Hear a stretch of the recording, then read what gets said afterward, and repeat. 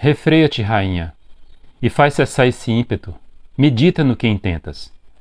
Ele, vencedor da Ásia feroz, da Europa ouvindo-se, traz Pérgamo cativa e em largo tempo vencidos os frígios.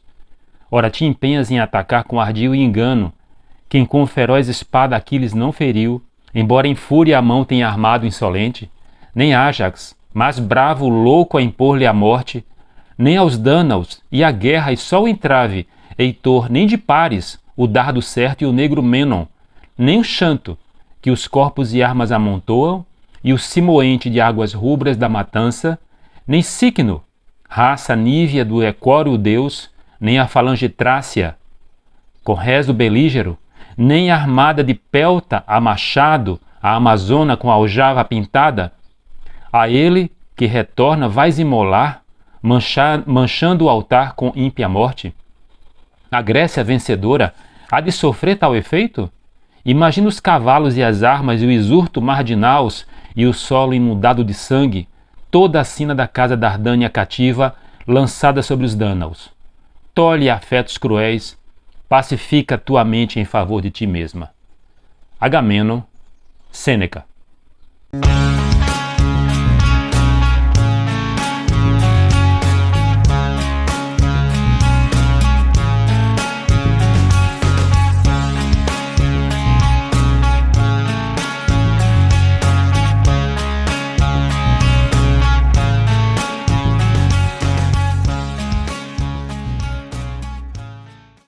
Olá, sejam todos muito bem-vindos ao canal Mitologia Grega de A a Z. Meu nome é Sérgio Paulo de Melo Feitosa, sou mestre em Ciências da Religião e psicólogo clínico. É um prazer estar aqui mais uma vez trazendo conteúdo de mitologia grega, deixando aqui um forte abraço para todos. Então encerramos na semana passada, semana retrasada, um conteúdo especial sobre as Olimpíadas e a mitologia grega. E hoje a gente vai continuar trazendo conteúdos sobre a deusa Hera. É um conteúdo que na minha pesquisa, eu nunca havia pensado, mas depois eu comecei a ler mais e mais sobre a deusa e eu percebi claramente que era muito pertinente a gente trazer aqui, que são os preferidos da deusa Hera. A gente sabe que muitas vezes quando a gente lê uma literatura, muitas vezes uma literatura mais popular, ou mesmo em alguns sites que falam sobre o mito grego, sobre as deusas, sempre é retratado a deusa como a deusa ciumenta. Não que isso não seja falado nos textos homéricos. Aliás, eu já cheguei a comentar aqui que acredito que é o maior responsável por essa imagem é exatamente o Homero ou os textos homéricos. Mas a gente precisa avançar, nós precisamos ampliar a visão da divindade. A gente não pode esquecer que a divindade, na medida em que ela vai ser mais e mais cultuada, mais camadas vão grudar nesse personagem. Então, no aspecto psicológico, por exemplo, essa divindade passa a ter uma complexidade muito grande e foi isso exatamente que aconteceu com a deusa Hera, assim como aconteceu, por exemplo, com Zeus, como a gente viu nos conteúdos relacionados a Zeus, a ele, né? Então, assim, nós podemos pensar nos perseguidos por Hera? Sim, inclusive eu vou trazer aqui, no futuro breve, todos os perseguidos pela deusa Hera. O mais famoso, como também já cheguei a comentar numa gravação aqui no canal, foi o herói Heracles, né? Que também tem uma relação muito confusa em certos aspectos com a própria divindade. Mas hoje eu vou trazer 3 personagens, 3 heróis, que eles são citados no mito grego como tendo sido preferidos pela deusa. 2, inclusive, literalmente sendo citados na Ilíada. Então eu vou falar hoje aqui do Agamemnon, eu vou falar do Jasão e vou falar do Aquiles. Então esses 3 heróis, 3 personagens que a Hera tinha uma predileção por eles. Bom, então quero deixar aqui um convite para com quem está chegando agora por alguma indicação do YouTube, que se inscreva no canal, que dê o seu like, que ative as notificações, seja muito bem-vindo. Eu identifiquei uma nova inscrita aqui, porque a gente passou, sim, nós passamos já de 1000 inscritos, né? Estamos com 1.013 inscritos no dia de hoje, né? Então passamos do número de 1.000.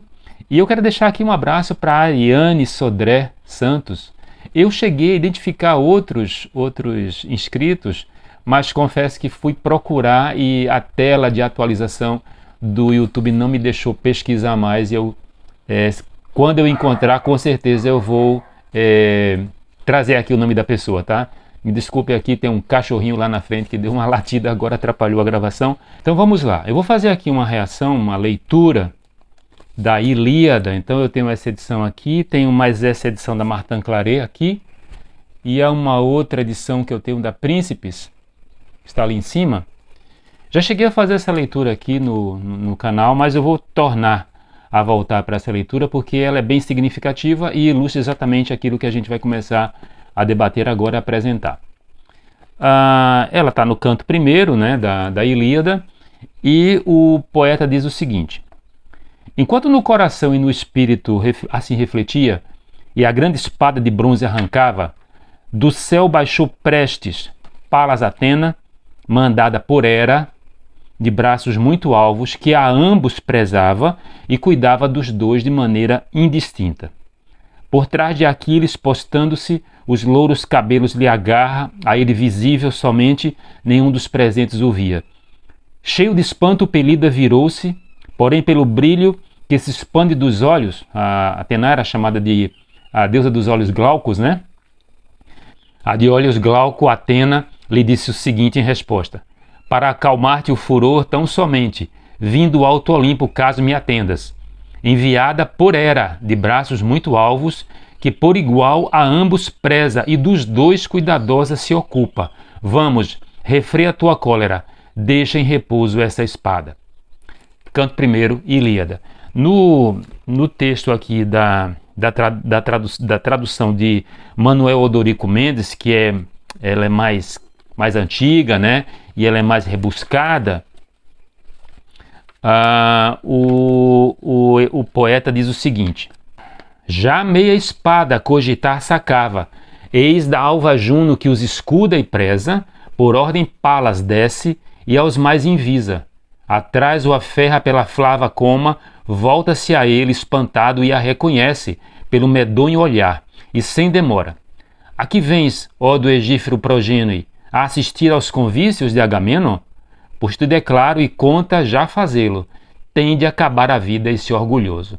E a Deia, ao Licerúlia, diz: vim de acordo com Juno, ao binitente, amiga de ambos, comedir-te e amansar. Anda em palavras, tu desabafa, a lâmina embainha. Então, o texto aqui da Ilíada, o que é que deixa claro aqui? Deixa claro que havia o conflito ali entre dois grandes heróis. Então o rei Sucerano, o herói que era rei Sucerano de todos os gregos no conflito de Troia, e o maior herói grego da guerra, que era Aquiles. E o texto diz que a deusa Hera tinha predileção indistinta pelos dois. Então é isso que agora a gente vai tentar entender o que acontece,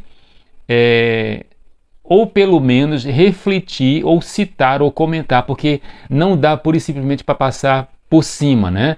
Então eu fui em busca. No caso de Aquiles, eu conhecia e conheço de modo claro essa questão desse interesse e dessa dedicação que a deusa Hera tinha por Aquiles.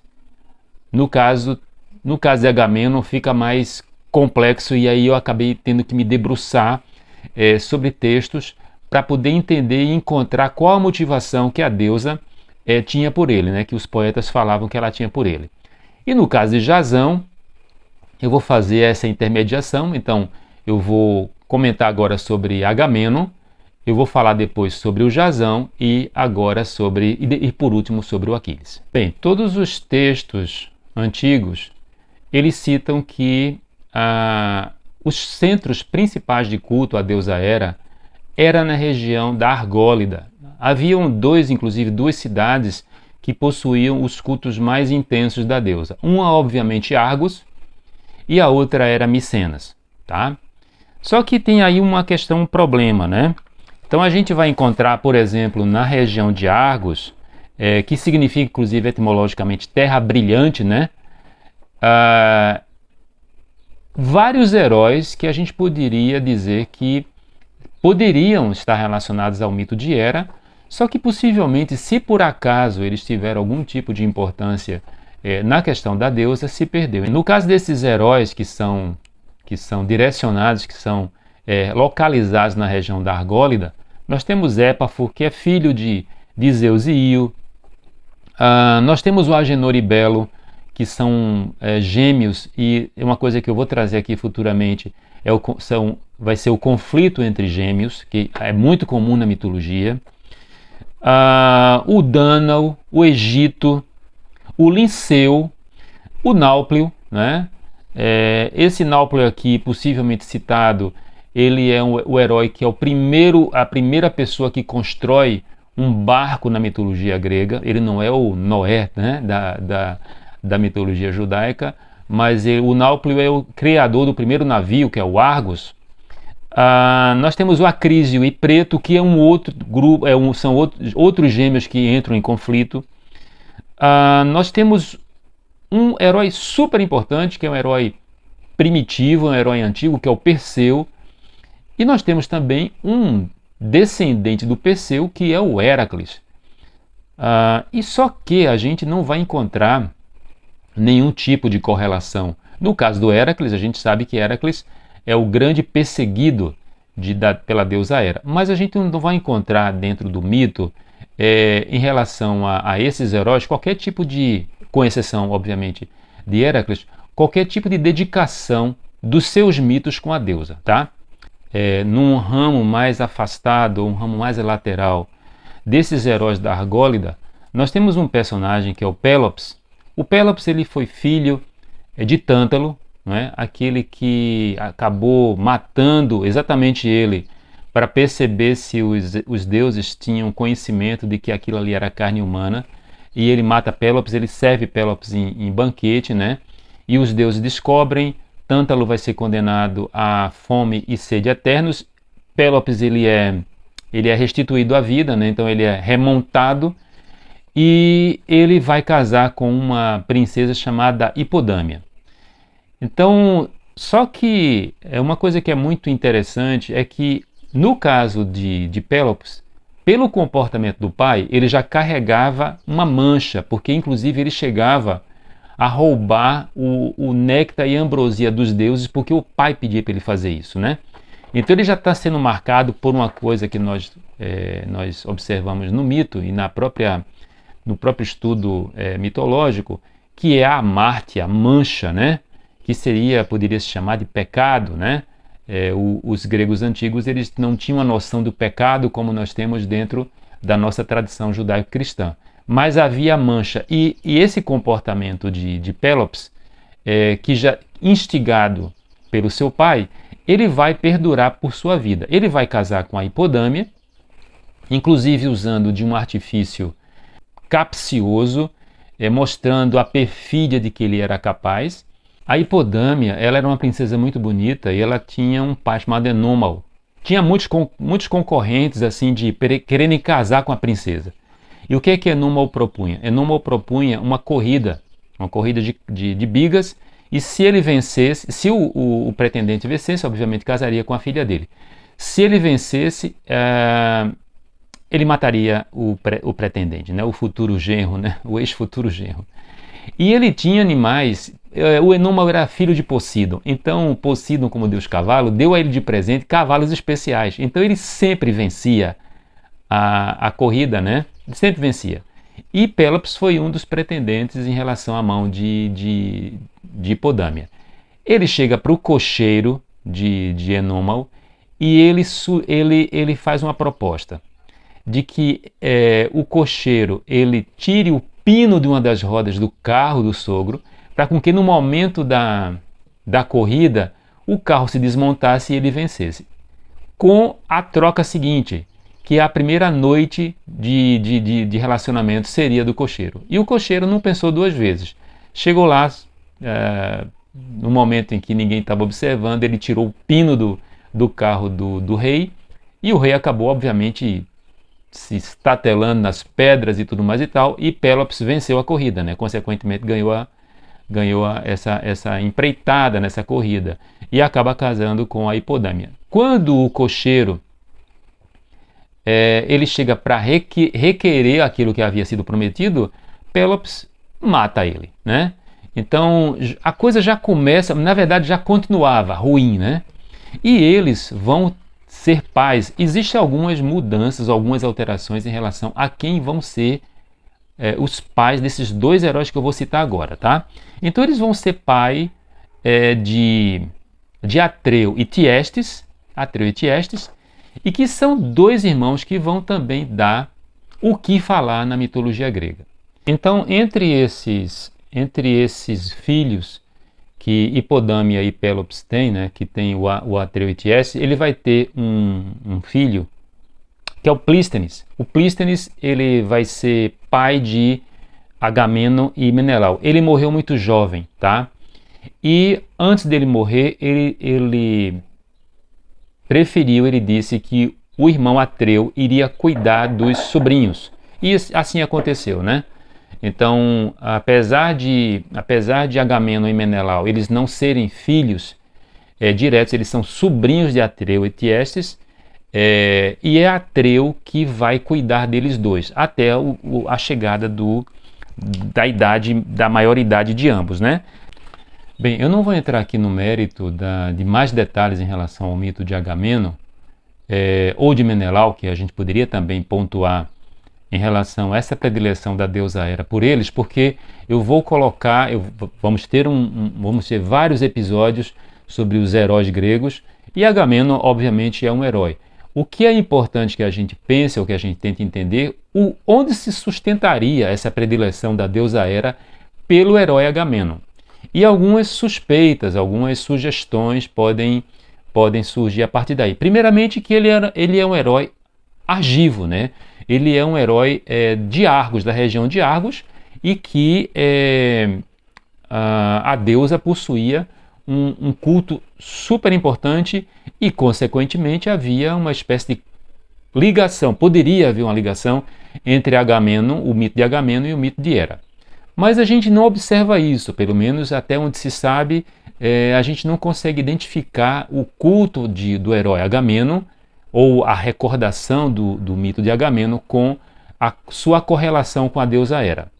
Agora, uma coisa que salta à vista e que pode estar aí na justificativa para com que Homero cite claramente que ele, juntamente com Aquiles, são os seus heróis, cuida de maneira indistinta, é a gente fazer a ponte com aquela história do concurso de beleza que aconteceu no casamento de Peleu e Tétis, quando a deusa Ares foi deixada de lado, ou ela foi esquecida, segundo algumas versões, e para provocar, obviamente, discórdia, né, porque ela era a deusa da discórdia, ela joga lá no meio da festa, no meio dos convidados, a famosa maçã de ouro com algo escrito que era para a mais bela, e ali os deuses eles decidem não fazer qualquer tipo de indicação de para quem seria aquele presente.